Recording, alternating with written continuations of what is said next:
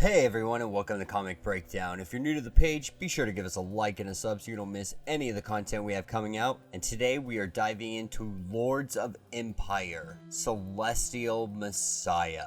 Now if you haven't yet, be sure to check out the other Lords of Empyre that's previously come out, and also check out my playlist covering all things Empyre related coming from Marvel currently. I will leave a link for both of those so you guys can check that out. And without further ado, let's dive into this issue. And so we pick up on the blue area of the moon, and this is taking place prior to Empyre number 3. So this is before the invasion happens. And Swordsman is pretty much testing Quoi and seeing if he's worthy to be able to rule over the Katati army, because he is half human, and essentially he's trying to purge that human side from him, because the swordsman's no longer who he once was. He is full on Katati since the day that he died and was resurrected. And so he gives him some kind of drink, and in doing so his mother appears in front of him. And not sure if it's an illusion or a manifestation, but it's able to physically hurt him. And she tells him like this is an astral projection. She's currently on a shuttle headed for Earth, but she wanted to be able to talk to him,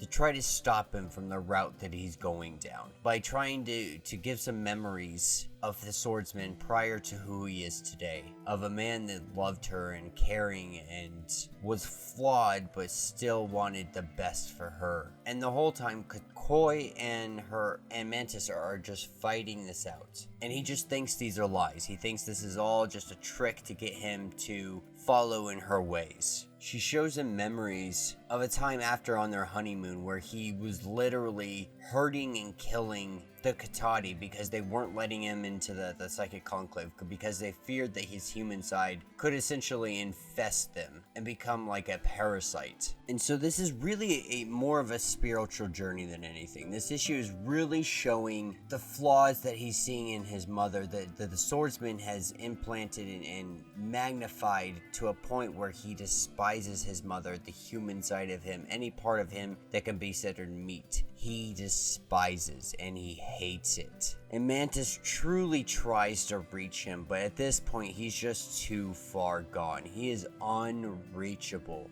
And he's able to manifest her into flowers, and she's gone. Now there's a lot that goes into this, a lot of backstory. You really have to get the comic and read this one, because it's really giving you the perspective of Mantis and how she once saw Swordsman versus how she sees him now. And she just wants her son to be able to see his father for who he is. And that will be the end of this issue. Let me know what you guys think down in the comments. I actually really did enjoy this issue. It's a lot of information. It's filling in a lot of backstory. This Lords of Empyre series is really giving us the leaders of this battle, all their backstory on what led them to where they are now. I'm sure it's gonna come to some kind of giant climax towards the end. So yeah, be sure, if you guys haven't yet, like and subscribe to the page, and until the next video.